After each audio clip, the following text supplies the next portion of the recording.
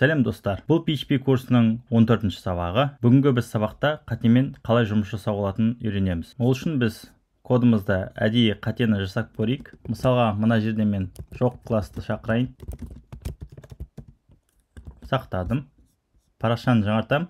Менде қондырылған сервердің баптаулары бойынша менде 500 қатесі қайтарылып тұр, бірақ қате көрінбейді. Яғни сервердің баптауында PHP жұмыс жасайтын жерінде php-ini деген файл болады. Сізде қолданатын сервер программасы бойынша php-ini-ді тауып алсаңыз болады. Менде ол Docker арқылы қондырылған, бірақ мен php-ini файлын өзіме ыңғайлы жерде қондырып алдым.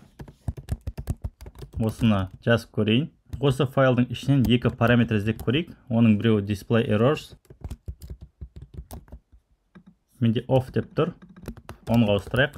Содан кейін екінші іздейтініміз error reporting.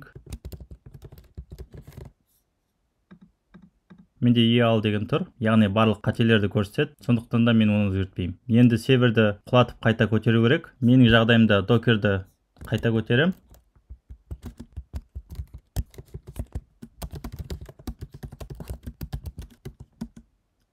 Сөндіріп жатырмын.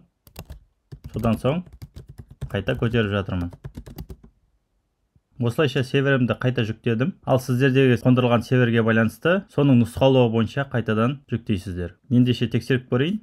Парақшаны жаңартам. Міне people деген класс жоқ дейді. Және де бұл қай файлда қате шығып тұрғанын көрсетеді. index.php файлы. Ал 3 деп отқан сан ол қай жолда болып тұрған қатені. Міне қарайық. Біздер index.php файлында 3-ші жолда қате болып тұр міне. Осылайша қатемізді тез тауып алсақ болады. Жалпы php-iniге де жазбай-ақ қатені шығаратын әдісі бар. Мен қайтадан өзгертіп қояйын, off-қа сақтадым.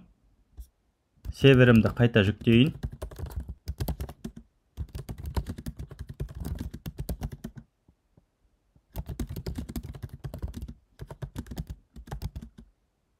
Қайта көтердім міне.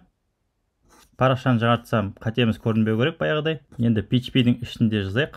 Ол үшін біз ini-set деп жазамыз. Манағы display errors-ты жазамыз. Сосын 10 деген орнына біздер 1 дейміз. Екіншісін жазатынымыз error reporting. Оған константа берсек те болады. Сақтадым. Парақшаны жаңартам. Міне қатеміз қайтадан шығып тұр. Жалпы осы қатені өзіміздің қалауымыз бойынша шығарсақ болады. Ол үшін біз try catch-ты жазамыз. Catch, error, массивті қандай айнымалымен қабылдайтынын жазамыз атын. Содан соң жалпы қайсының ішінде қате болу керек блокты try'дың ішіне тығамыз. Ал содан шыққан қатені echo арқылы шығарсақ болады.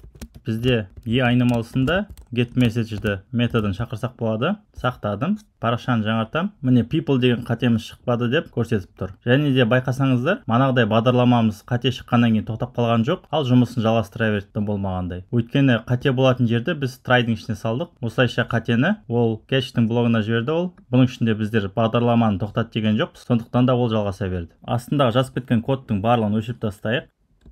Содан соң үстіне қарапайым функцияны жазайын. Is even дейік. Жұп сан тексеретін қарайық. Number. Келіп тұрған санды қалдыққа бөлейік. Бұл операторды процентпен салады. 2-ге бөлеміз. Егер де қалдық қалатын болса, онда ол жұп сан емес, ал тақ сан. Throw new exception дейміз. Throw ағылшын сөзінен лақтыру дегенді білдіреді. Біздің жағдайда exception лақтырып жатырмыз. Бұл тақ сан деп жазайық.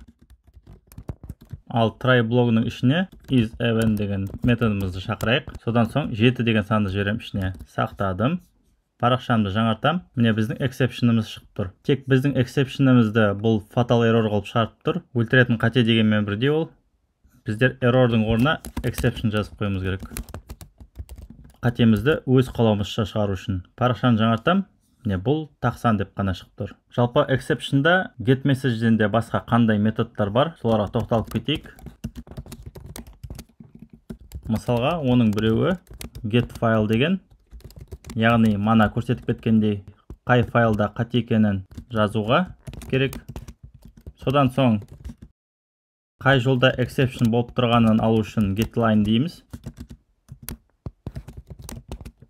Ал бұл exception'ге қалай барғанын көрсететін қай файлдардың барлығы орындалғанын тізім ретінде көрсететін метод ол getTrace деген. Бізде index.php файлдан басқасын көрсетпейді, тек қана осы ғана орындалып тұр өйткені бізде. Сақтадым. парақшаны жаңартам. Біріншісі міне месседжіміз шығып тұр, екіншісі файлымыз, үшіншісі қай жолда тұрғанын көрсетіп тұр. Содан соң міне трейсті көрсетіп тұр бізге. Бұл код орындау үшін қай файлдардың өткенін көрсетеді. Осыменен қатемен жұмыс жасайтын сабағымызды аяқтадық. Келесі сабақта кездескенше сау болыңыздар.